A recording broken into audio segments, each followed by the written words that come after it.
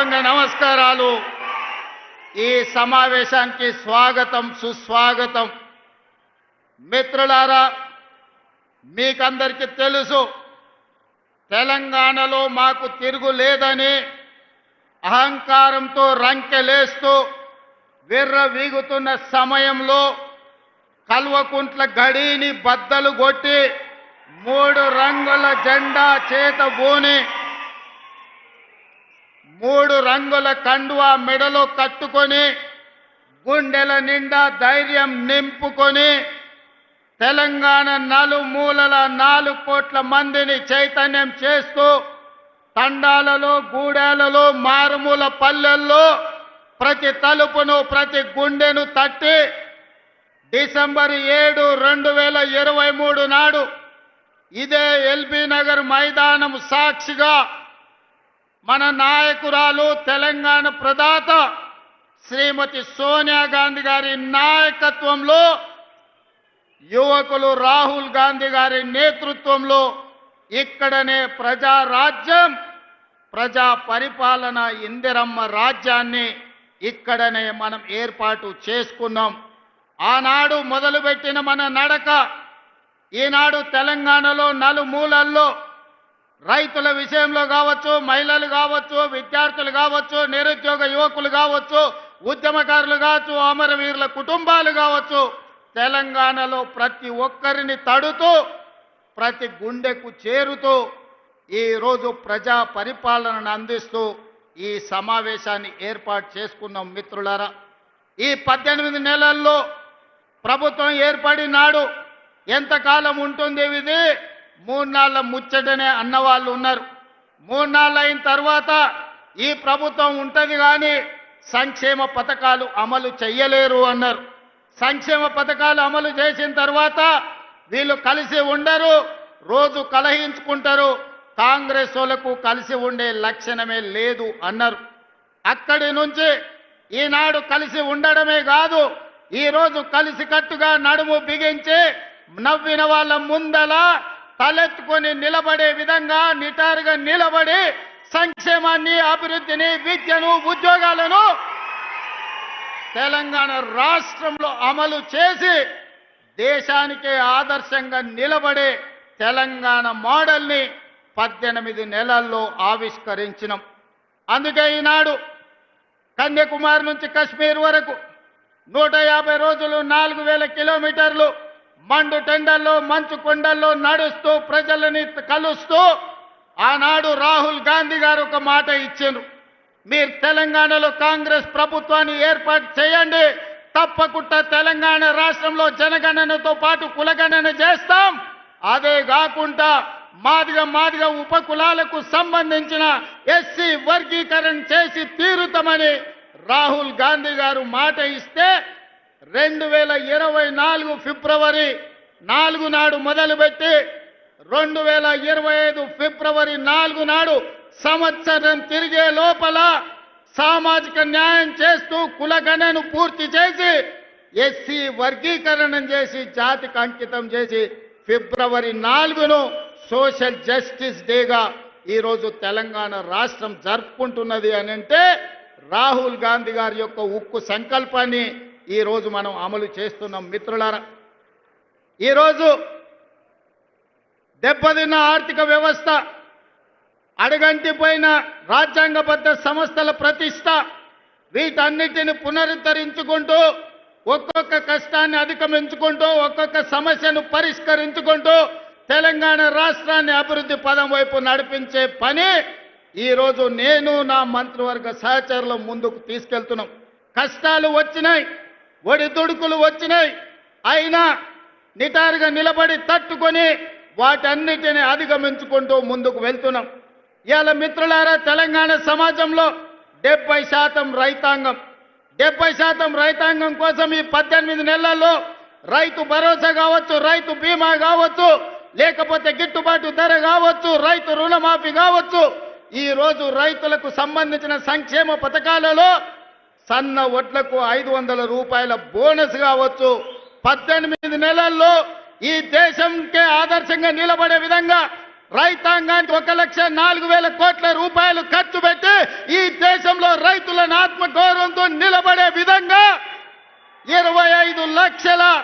55,964 మంది రైతులకు 21,000 కోట్ల రూపాయల రైతు రుణమాఫీ చేసి రైతులకు అప్పు రుణ విముక్తిని చేసిన పార్టీ ప్రభుత్వం కాంగ్రెస్ పార్టీ తెలంగాణ ప్రభుత్వం అని ఈ వేదిక మీద నుంచి నేను గర్వంగా చెప్పదలుచుకున్న మిత్రులారా, ఆనాడు మీకందరికీ తెలుసు, తెలంగాణ రాష్ట్రంలో రైతులు వరి వేస్తే వరి కొనుగోలు చేయక ఐకేపీ కేంద్రాలను మూతవేసి ఆనాటి ముఖ్యమంత్రి ఒక మాట అన్నాడు, ఎవరైనా రైతు వరి వేసుకుంటే మీరు ఉరి వేసుకున్నట్టే, నాకు సంబంధం లేదు, రాష్ట్ర ప్రభుత్వం వరి కొనుగోలు చెయ్యదు అని ఆనాటి ముఖ్యమంత్రి గారు చెప్పారు.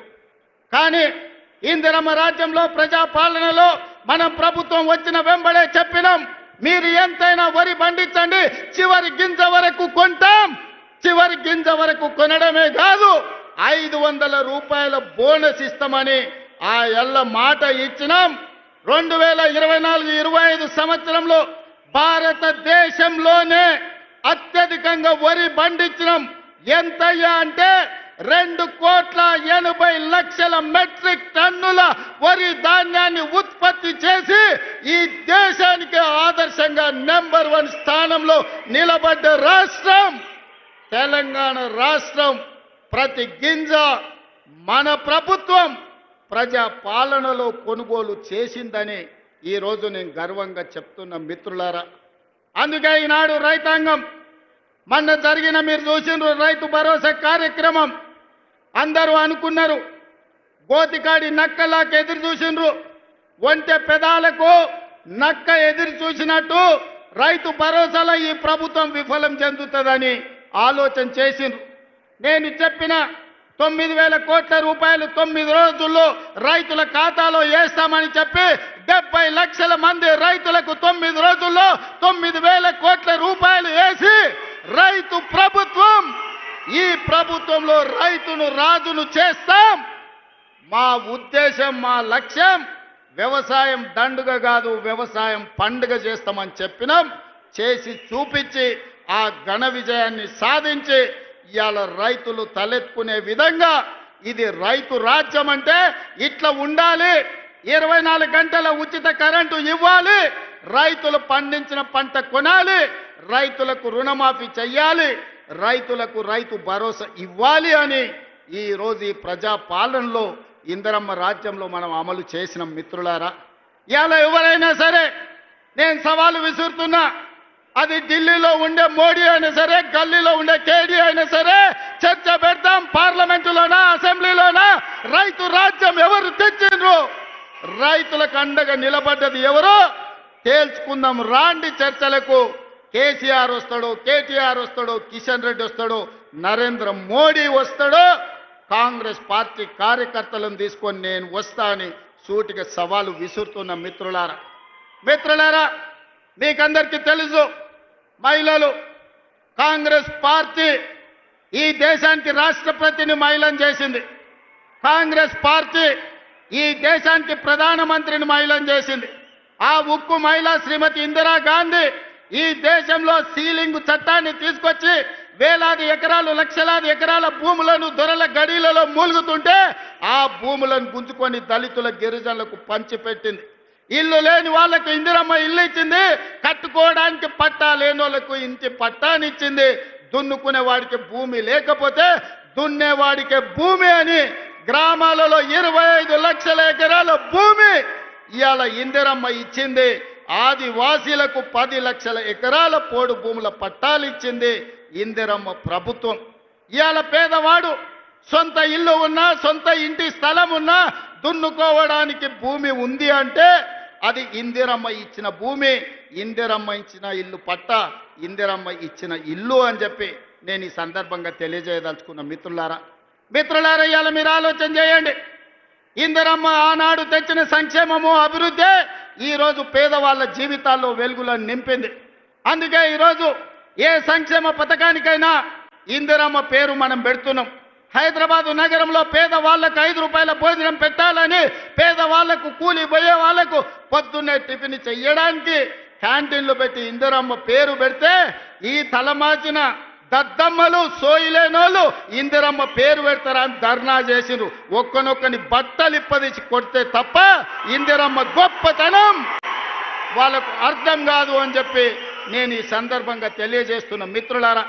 ఇవాళ మహిళలకు ఆర్టీసీలో ఉచిత ప్రయాణం దాదాపుగా 6,000 కోట్ల రూపాయలతోని ఆడబిడ్డలకు ఆర్టీసీలో ఉచిత ప్రయాణం ఇచ్చినాం.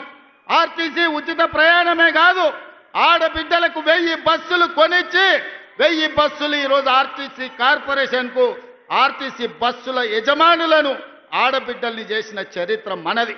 ఒకనాడు సోలార్ వ్యాపారం, పెట్రోల్ బంకు వ్యాపారం అంటే అదాని అంబానీలది. కానీ ఇవాళ అదే సోలార్ బిజినెస్ 1000 మెగావాట్లు ఆడబిడ్డలకిచ్చి రాష్ట్ర ప్రభుత్వంతో ఒప్పందం చేసి ఇవాళ సోలార్ వ్యాపారం అదానితో పోటీ పడే విధంగా ఆడబిడ్డల్ని మన ప్రభుత్వం తీర్చిదిద్దింది. ఒకనాడు పెట్రోల్ బంకులు అంటే రిలయన్స్ అంబానీవి. కానీ ఇవాళ ఆడబిడ్డలకు జిల్లాలల్లో పెట్రోల్ బంకులు ఇచ్చి పెట్రోల్ బంకుల వ్యాపారం ఈరోజు ఆడబిడ్డలతో చేస్తున్నాం. గ్రామాలలో ఉన్న పాఠశాలల్లో చదువుకునేది పేదవాళ్ళ పిల్లలే కాబట్టి ఆ పిల్లల తల్లులైన సెల్ఫ్ హెల్ప్ గ్రూపులకు సంబంధించిన మహిళలకు అమ్మ ఆదర్శ పాఠశాల పెత్తనం ఇచ్చి ఇవాళ బడి పిల్లల అటెండెన్స్ పంతులు తీసుకుంటే పంతుల అటెండెన్స్ మా పెద్దమ్మలు తీసుకుంటారు. పంతులు బడికి వచ్చిండా లేదా, ఈయన పిల్లలకు చదువు చెప్పిండా లేదా అని. ఆనాడు బట్టలు కుట్టే వ్యాపారం ప్రైవేటు కార్పొరేట్ కంపెనీలకు ఇచ్చిండు చంద్రశేఖరరావు. ఈనాడు బట్టలు కుట్టే వ్యాపారం ఆడబిడ్డలకు ఇచ్చినాం. హాస్టళ్లలో సరుకులు సరఫరా ఆనాడు టీఆర్ఎస్లో ఉన్న ఒక నాయకుడు దోచుకుంటే ఈరోజు మహిళా సంఘాలకు కోడిగుడ్ల నుంచి కూరగాయల వరకు పాలు, ఉప్పు, పప్పు, బెల్లం, చింతపండు ప్రతి సరఫరా ఆడబిడ్డలు చేస్తారు. ఎందుకంటే వాళ్ళ బిడ్డలే ఈ సంక్షేమ హాస్టళ్లలో చదువుకుంటున్నారు. ఆ కన్న తల్లుల కంటే ఇంకెవరికి ఎక్కువ తెలుసు అని చెప్పి ఈరోజు కార్పొరేట్ కంపెనీలకి ఇవ్వకుండా ఈ వ్యాపారం మొత్తం ఈరోజు ఆడబిడ్డలకే అప్పజెప్పడం జరిగింది. అందుకే ఇందిరమ్మ రాజ్యం కాబట్టి ఆడబిడ్డల ఆత్మగౌరవం నిలబెట్టినాం, ఆడబిడ్డలకు ఆర్థికంగా వెసులుబాటు కల్పించినాం. ఇదే కాదు, హైటెక్ సిటీ అంటే పెద్ద పెద్ద మల్టీ కంపెనీలకు ఒక వేదిక. ఇన్ఫోసిస్, విప్రో, మైక్రోసాఫ్ట్ లాంటి కంపెనీలు ఎక్కడైతే ఉన్నాయో అక్కడనే 3.5 ఎకరాలు 100 కోట్ల రూపాయల ఆస్తిని ఆడబిడ్డలకిచ్చి ఇందిరా సహాయ కేంద్రాలుగా వాళ్ళు ఆడబిడ్డలు చేసే ఉత్పత్తి వస్తువులను హైటెక్ సిటీ పక్కన ప్రదర్శించే విధంగా అంతర్జాతీయ వ్యాపారంలో పోటీ పడే విధంగా ఇవాళ ఆడబిడ్డల్ని తీర్చిదిద్ది ప్రపంచంతోనే ఆడబిడ్డల్ని పోటీ పడే విధంగా ఇవాళ మనం తీర్చిదిద్దినాం. ఇదే కాదు, ఈనాడు 67 లక్షల మహిళలు ఈరోజు స్వయం సహాయక సంఘాలలో ఉన్నారు. నేను మా పట్టణతోని, మా సీతక్కతోని, మా ఆడబిడ్డలతోని మాట్లాడిన రాబోయే రోజుల్లో తెలంగాణ రాష్ట్రంలో 1 కోటి మంది ఆడబిడ్డలను స్వయం సహాయక సంఘాలలో చేర్చి 1 కోటి మంది ఆడబిడ్డల్ని కోటీశ్వరులను చేయడమే లక్ష్యంగా ఈరోజు ప్రజా పాలన ఇందిరమ్మ ప్రభుత్వంలో మనం చెయ్యబోతున్నాం. అందుకే తండాలలో, గూడాలలో, మారుమూల పల్లెల్లో ఉన్న మా ఆడబిడ్డలకు ఈ వేదిక మీద నుంచి నేను విజ్ఞప్తి చేస్తున్నా, మీరందరూ స్వయం సహాయక సంఘాలలో చేరండి. మిమ్మల్ని కోటీశ్వరులను చేసే బాధ్యత మీ సోదరుడిగా మీ రేవంత్ అన్న తీసుకుంటాడు. ఇది నా మాటగా, సోనియమ్మ మాటగా ప్రతి తెలంగాణ ఆడబిడ్డకు ఈ వేదిక మీద నుంచి ఈరోజు మేము ఇస్తున్నాం. మిత్రులారా, మీకందరికీ తెలుసు, తెలంగాణ ఉద్యమం అంటేనే ఉద్యోగాల వేట. నిరుద్యోగ యువకులు లక్షలాది మంది రోడ్ల మీదకి వచ్చి నెలల తరబడి ధర్నాలు, దీక్షలు, ఉద్యమాలు చేసి ఆత్మ బలిదానాలు చేసుకొని అమరులై తెలంగాణ రాష్ట్రం తెచ్చుకున్నారు. వాళ్ళు తెలంగాణ రాష్ట్రం తెచ్చుకున్నదే పీజీలు, పిహెచ్డీలు చేసి ఈ రాష్ట్రంలో డాక్టర్లు, లాయర్లు, ఇంజనీర్లు, ఐఏఎస్లు, ఐపీఎస్లై తెలంగాణ పునర్నిర్మాణంలో భాగస్వాములు కావాలి అని. కానీ చంద్రశేఖరరావు ఏమన్నాడయా, గొర్రెలు, బర్రెలు, చేపలు, పందులు మీరు పెంచుకోండి, పేదవాళ్ళ పిల్లలు గొల్లోళ్ళు గొర్రెలు పెంచుకోవాలి, మాదిగోళ్ళు చెప్పులు కుట్టుకోవాలి, ఎరకలోళ్ళు పందులు పెంచుకోవాలి, మా ముదిరాజు సోదరులు చేపలు పట్టుకోవాలి అని మిమ్మల్ని అందరినీ అక్కడ పొమ్మన్నాడు. ఆయన కొడుకు మాత్రం రాజ్యాలు ఏలుతారంట. ఇదే నా న్యాయం అని నేను అడుగుతున్నా చంద్రశేఖరరావు, నీ వేదిక మీద నుంచి పేదోళ్ళ బిడ్డలు వాళ్ళ తాతలు ముత్తాతలు తరతరాలుగా గొర్రెలు బర్రెలు చేపలు పందులను పెంచుకొని బతికి ఆత్మ బలిదానం చేసుకొని వందలాది మంది ప్రాణాలు ఇచ్చి తెలంగాణ రాష్ట్రం తెచ్చుకున్నది డాక్టర్లు లాయర్లు ఇంజనీర్లు ఐఏఎస్లు ఐపీఎస్లై రాజ్యం ఏలాలనా లేకపోతే గొర్రెలు బర్రెలు పెంచుకోవాలనా ఒక్కసారి ఆలోచన చేయండి. అందుకే మన ప్రభుత్వం ఏర్పడిన వెంబడే పెండింగ్ ఉండి నోటిఫికేషన్లు ఇచ్చి నియామకాలు జరగని ప్రభుత్వ ఉద్యోగ నియామకాలు మొదటి సంవత్సరంలో ఇదే ఎల్బీ స్టేడియం సాక్షిగా 60,000 ప్రభుత్వ ఉద్యోగాలు ఇచ్చిన నేను గర్వంగా చెప్తున్నా. ఇవాళ నేను సవాలు విసురుతున్న కిషన్ రెడ్డికి, కేటీఆర్కు, కేసీఆర్కు, నరేంద్ర మోడీకి మొదటి సంవత్సరంలో మా ప్రభుత్వ ఉద్యోగాలలో 60,000 నియామకాలు చేపట్టింది. మీకు దమ్ము ఉంటే ధైర్యం ఉంటే చిత్తశుద్ధి ఉంటే మీరు సవాలు విసిరండి. 60,000 మందిని ఇదే ఎల్బీ స్టేడియంలో తెచ్చి తలలు మొత్తం లెక్క పెట్టిస్తా. ఒక్కటి తగ్గినా మీ కాళ్ళ ముందు క్షమాపణ చెప్పి నేను బయటికి వెళ్తా.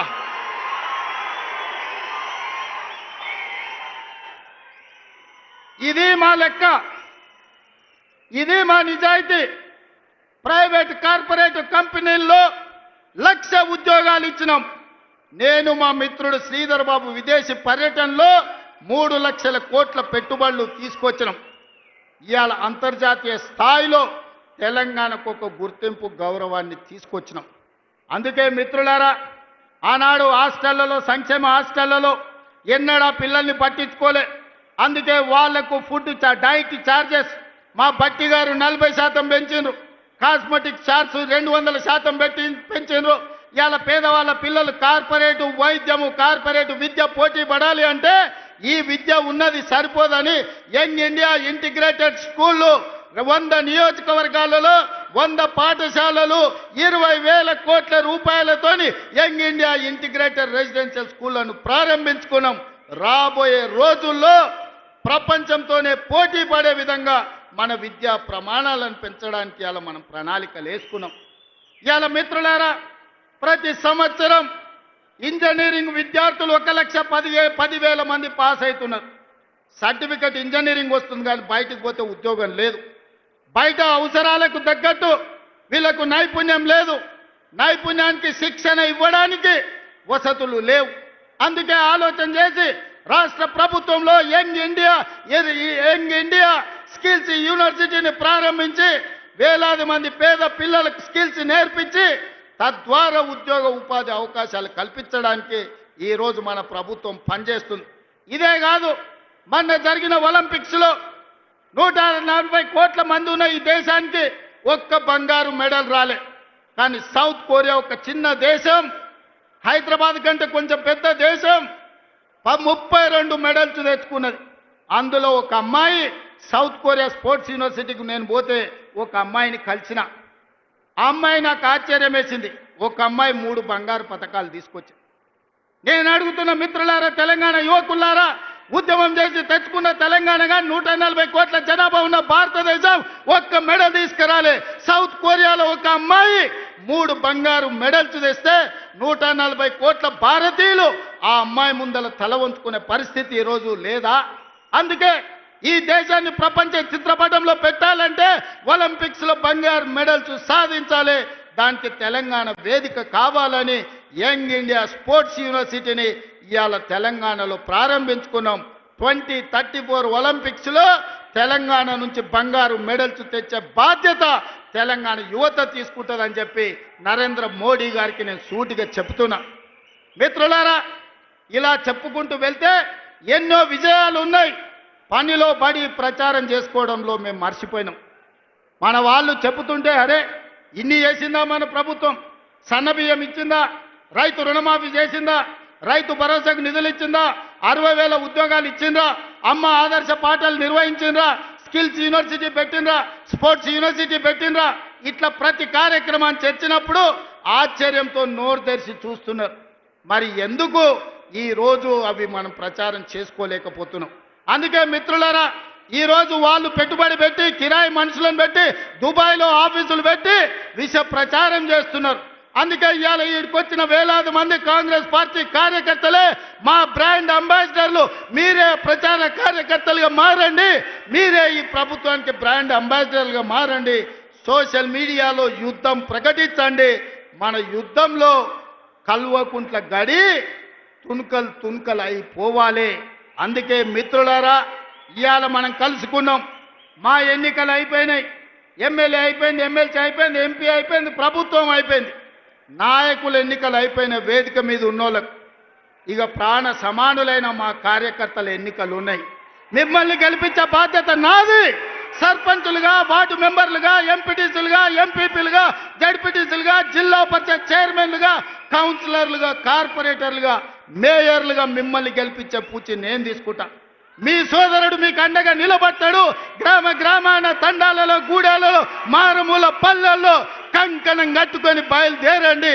రాబోయే స్థానిక సంస్థల్లో 100% కాంగ్రెస్ పార్టీ కార్యకర్తలకు న్యాయం జరుగుతుంది. మిమ్మల్ని గెలిపించుకునే పూచి నాది. ఇవే కాదు, ఈరోజు గుడి కమిటీలు కావచ్చు, మార్కెట్ కమిటీలు కావచ్చు, కార్పొరేషన్లో డైరెక్టర్లు కావచ్చు, అన్ని పదవులు ఇచ్చే వరకు ఈరోజు విశ్రమించను. మీకు అండగా నిలబడడానికి మీనాక్షి నటరాజన్ గారు ఢిల్లీ నుంచి వచ్చిండ్రు. మీకు 100% న్యాయం జరుగుద్ది. మీకు న్యాయం చేసే బాధ్యత నాది. ఇదే కాకుండా చాలా మంది నాయకులకు ఒక భయం ఉంది. మా దగ్గర ఎమ్మెల్యే గెలిచిండు, లేకపోతే మా దగ్గర ఎవరో ఎమ్మెల్యే వచ్చిండు, రేపు భవిష్యత్తులో నా పరిస్థితి ఏందని. అందుకే నేను ఒక మాట చెప్పదలుచుకున్నా. వచ్చే ఎన్నికల్లో సీట్లు పెరగబోతున్నాయి. 119, 153 అసెంబ్లీలు కాబోతున్నాయి. పార్లమెంటు సీట్లు పెరగబోతున్నాయి. ఇవాళ 60-70 మంది ఎమ్మెల్యేలు ఉన్నారు. ఇంకా 80 మందికి కొత్తగా టికెట్లు ఇచ్చే అవకాశం ఉంది. మీరు ప్రయత్నం చేయండి, ప్రజల్లో ఉండండి, ప్రజాసేవ చేయండి. మీకు టికెట్లు ఇచ్చి గెలిపించుకునే బాధ్యత, మిమ్మల్ని ఎమ్మెల్యేలను మంత్రులు చేసే బాధ్యత కాంగ్రెస్ పార్టీ, మల్లికార్జున్ ఖర్గే, రాహుల్ గాంధీ గారు తీసుకుంటారని నేను ఈ సందర్భంగా తెలియజేస్తున్నా. రాబోయే రోజుల్లో మా ఆడబిడ్డలకి, ఇక్కడ కూర్చున్న మా మహిళలకు చెప్తున్నా, మహిళా రిజర్వేషన్ రాబోతుంది. 51 మంది కనీసం ఆడబిడ్డలు ఎమ్మెల్యేలు కాబోతున్నారు. 60 మంది దాకా ఆడబిడ్డలు అసెంబ్లీలో ఉండబోతున్నారు. 5-6 మంది కనీసం మంత్రివర్గంలో మంత్రులు కాబోతున్నారు. అందుకే సోదరులారా, యువకులకు నేను మాట ఇవ్వదలుచుకున్నా. మీరు కొట్లాడండి, ప్రజల్లో ఉండండి. మీరు అడగాల్సిన పని లేదు, మీరు ఢిల్లీకి వెళ్ళాల్సిన అవసరం లేదు. మీ టికెట్ మీ ఊరికి, మీ ఇంటికి తెచ్చిచ్చి, మీ దోవ ఖర్చులు ఇచ్చి మిమ్మల్ని గెలిపించుకునే బాధ్యత కాంగ్రెస్ పార్టీ తీసుకుంటుంది. ప్రజల్లో ఉండే ఆడబిడ్డలకు టికెట్లు ఇచ్చి మహిళా నాయకత్వాన్ని పెంపొందించే బాధ్యత కాంగ్రెస్ పార్టీ తీసుకుంటుంది. ఖర్గే जी, इस मंच से मैं आपको एक भरोसा, एक वादा करना चाहता हूं. आज गांव-गांव से, आदिवासी जिलों से हमारे भाई बहन लोग इधर आ गए.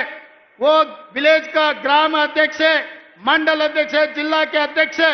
इन सब लोगों के दिल मैं देखा, इन लोगों का दिल का धड़कन मैं समझता हूं. इन लोगों के तरफ से आपको मैं वादा करना चाहता हूं, आने वाले चुनाव में 15 parliament seat, 100 assembly seat Telangana में जिताएंगे. दिल्ली को हम 15 पार्लियामेंट एमपी को बना भेज देंगे. 100 एमएलए को जिता के यही दोबारा हम सरकार बनाएंगे. आपके जिम्मेदारी सोनिया जी को, राहुल गांधी जी को, प्रियंका जी को, केसी वेणुगोपाल जी को आप यहां पर लेकर आना. सरकार जिताने का जिम्मेदारी हमारे भाइयों का. हमारा 100 एमएलए से एक भी कम पड़ा मुझे पूछना. 100 से एक भी कम नहीं होने दूंगा, ये मेरा वादा है. पिछले बार मैं वादा किया, वरन रंगारेड्डी जिले में राजीव गांधी चौरस्ता में आपको वादा किया था सरकार बनाने का. सितंबर 17, 2023 उस दिन सोनिया जी को, आपको, हमारे कार्यकर्ता, हमारे भाई लोग आपको वादा किया 2023 दिसंबर में कांग्रेस सरकार बनाने का.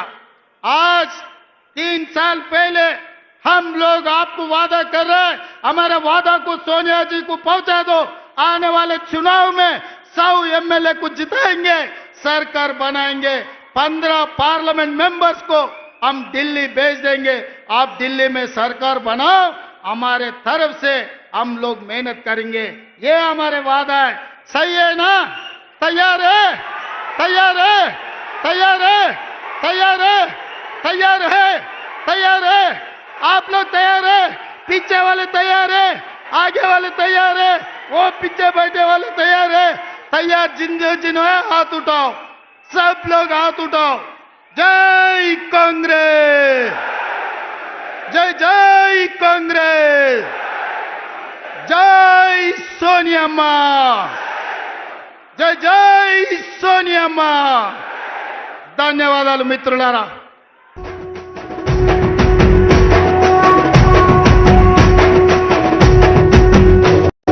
మూడు రంగుల జెండా బట్టి సింగమోలే కదిలేనాడు ఒక్కరో కాంగ్రెస్ సూర్యుడు మన రాహుల్ గాంధీ నిగదీసి